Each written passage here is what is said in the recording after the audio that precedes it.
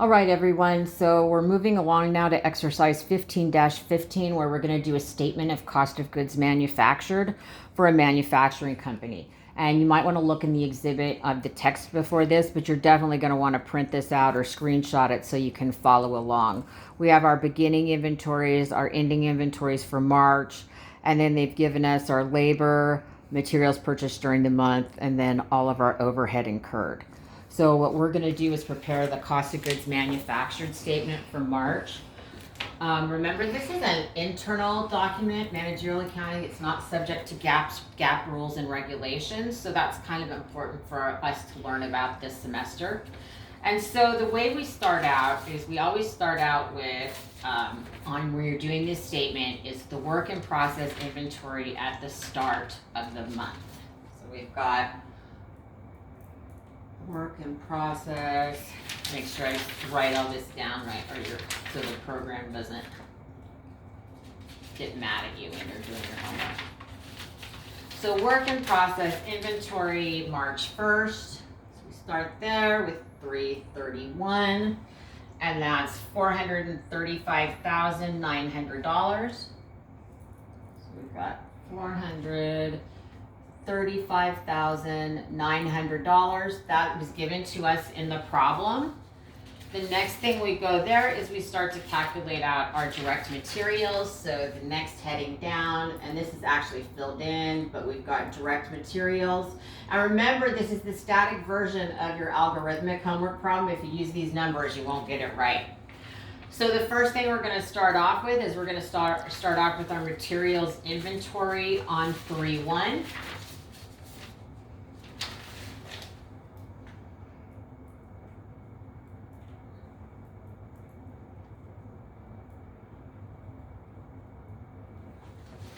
So that's what our beginning one is. And this should be March 1st. Sorry. I said it right, but I don't think I wrote it down right. So they tell us in the problem that the materials inventory on 3/31 was $210,000.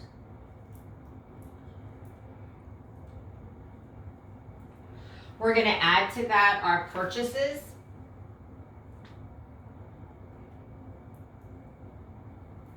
And the problem told us that total purchases were $2,666,200. $2,266,200. And when we add these two items together, that gives us the cost of materials available for use.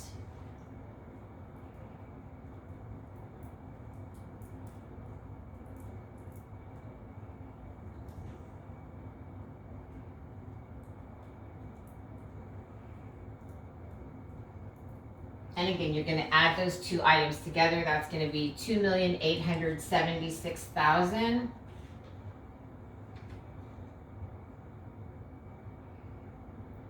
Something wrong on my math there. Hold on.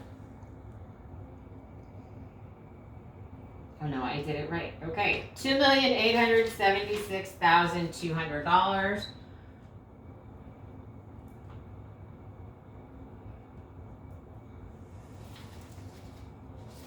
That gives us the materials available for use. And then we're going to subtract from this our ending materials inventory.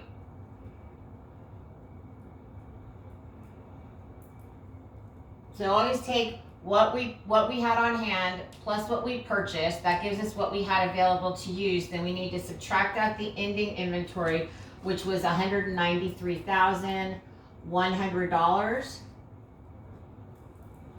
And that's going to give us the cost of direct materials used in production.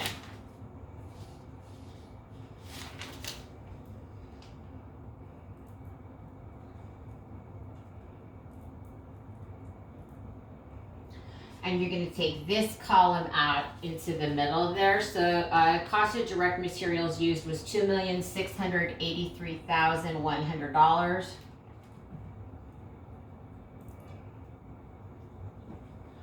So we start there, then we move on. We're going to add the cost of the direct labor. So our direct labor, they told us, was $3,500,000. And then we have our third component, of course, which is our factory overhead.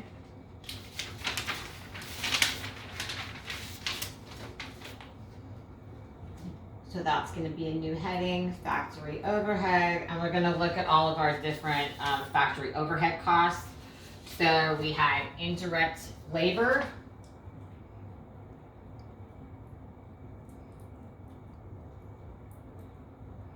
So indirect labor was $320,000. We had a depreciation on our machinery.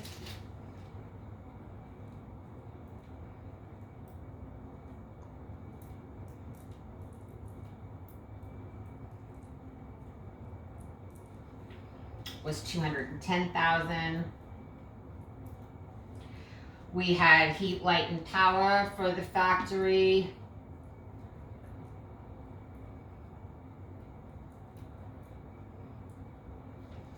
That amount was $175,000. Then we've got supplies of $34,900. Property taxes,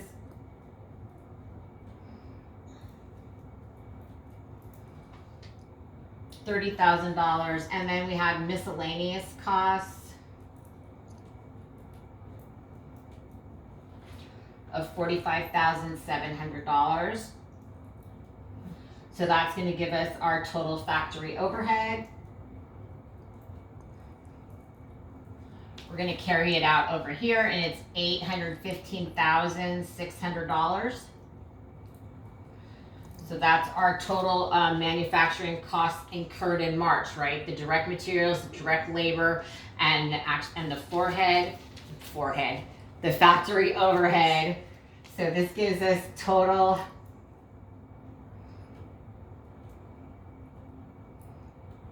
manufacturing costs incurred in March.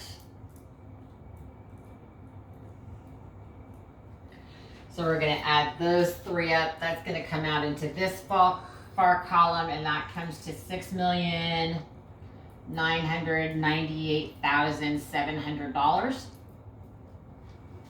So it's a long statement. Sorry, guys. And so then what we have is we have our total manufacturing costs incurred in March, which was there. We're going to add them all up to get total manufacturing costs.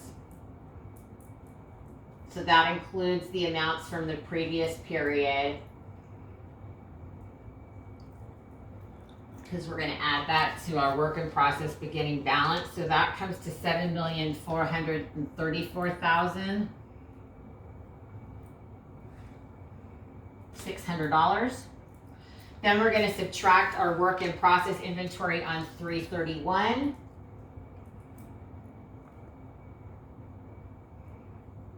So at the end of the month, that amount was $510,400. And that's going to give us our total cost of goods manufactured.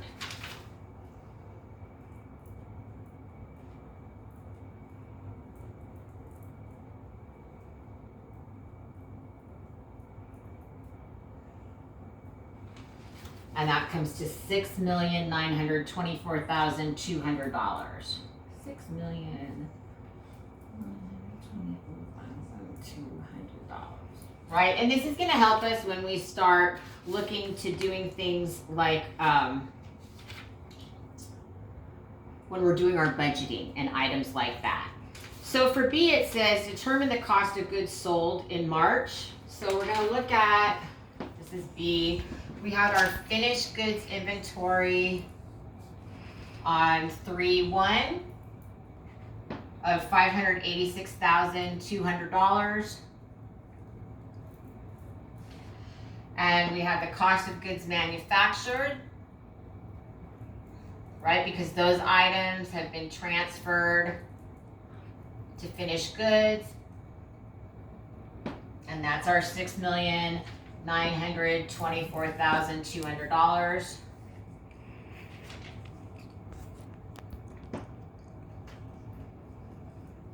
That's going to give us the cost of finished goods available. That's kind of like cost of inventory available for sale. So cost of goods available totaled $7,510,400. And then finally, we subtract our finished goods inventory at the end of the period of $615,900. And that's going to give us cost of goods sold of $6,894,500. And that's what you're going to use on your GAAP income statement, like the one that we did over in exercise 15-9. And that's how you complete exercise 15-15.